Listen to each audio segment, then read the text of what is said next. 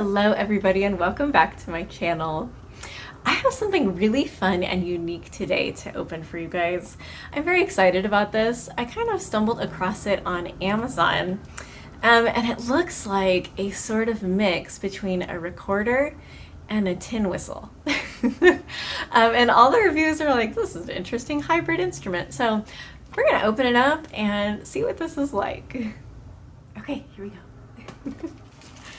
Oh, I cut this top part open and all I saw was a message that says, don't open the box from here. So we're not going to open that side. We're going to, oh my goodness, pull this out if I can. Okay, so I got all the plastic off of there and we are left with this box with an Irish tin whistle in it, which is interesting because in the listing, it is called a Baroque recorder. So we're going to open it up and see what this is talking about. Oh, this looks cute. Okay. It's got this like really pretty velvet bag with it. And already, like, this is obviously much bigger than any tin whistle I've ever played. So it's got size. Yeah, the size of it is definitely like the size of a recorder rather than a tin whistle. I think this is a case. This is really pretty. Like, this is so gorgeous to carry any instrument around in. I really love this actually. Okay, so we're gonna open this up. Oh my gosh. All right, so here is our recorder slash tin whistle. Got, oh, quite the chart to go along with it. Oh wow, this is just so pretty. I really like this. Very cool. Okay, so we're gonna take a look at this fingering chart. Okay, so here's the fingering chart. And you can kind of see it a little bigger right here. This is such an interesting design. Let me hold up this instrument for you again. So some Chinese instruments that I've seen have kind of holes at the bottom, and you can see them on the back here, and those are more like venting holes, I guess. But here, these are meant to be used to expand the range of the instrument. So interesting. It looks, this one is actually like stopped up. There's nothing you can do with this hole. But this hole right here, you can control that to potentially make the sound lower. I don't know. I'm going to play around with this and give you my thoughts because this is a fascinating design.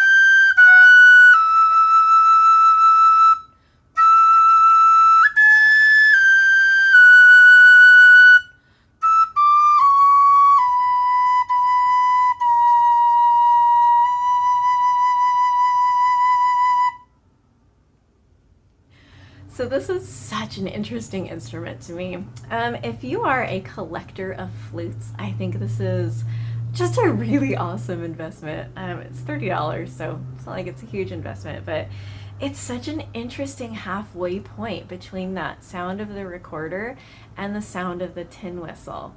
And it's also interestingly halfway technique-wise. One of the reviews on Amazon did mention that it takes a good deal of breath control, which I think I understand where they're coming from. The first octave for me was very easy, finding those notes.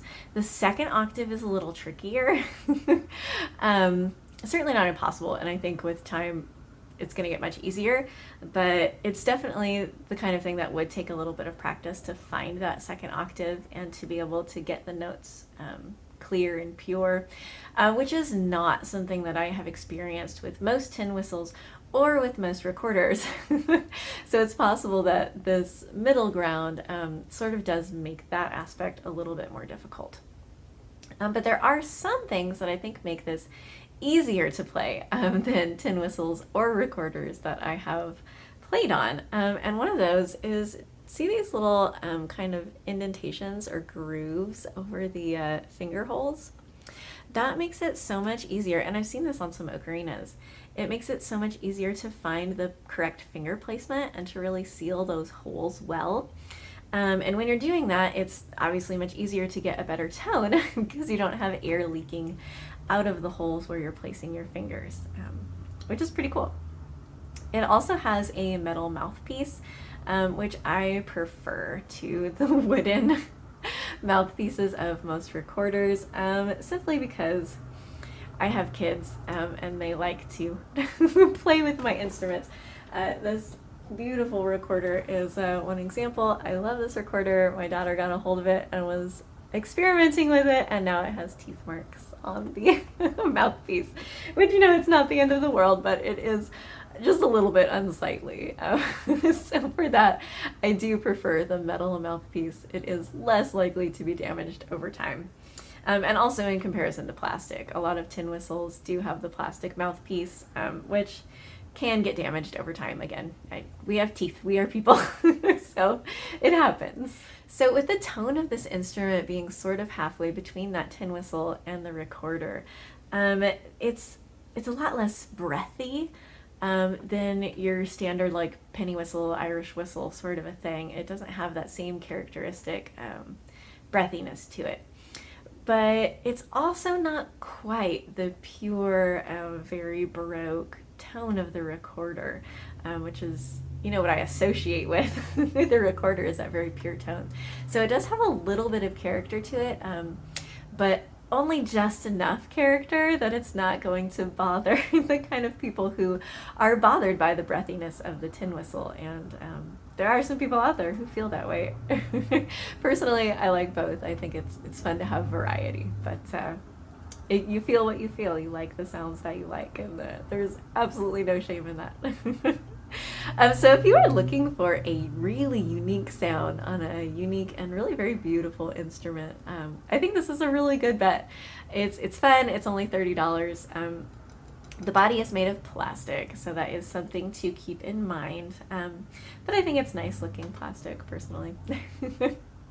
The other thing about this is it's in the key of D, which works well for a lot of applications, but it is not the key of C, which is a more standard key. The key of D works really well with a lot of tongue drums are in the key of D, or a lot of string players will play most easily in the key of D. So that is all I have for you on this. I'm unsure, honestly, whether to call it a tin whistle or a recorder, since it is called both in the description and on the box, and it kind of has the qualities of both. So this instrument, it's a lot of fun. So if you'd like to pick one up for yourself, I will put an Amazon link down in the description below so you can grab one. Thank you all so much for watching. I hope you have an absolutely wonderful day. Thank you all so much for watching. If you would like to subscribe to my channel, go ahead and click on that subscription button right up there. Otherwise, if you would like to join my Patreon or buy me a coffee, the links to those are down in the description. I hope you have an absolutely wonderful day.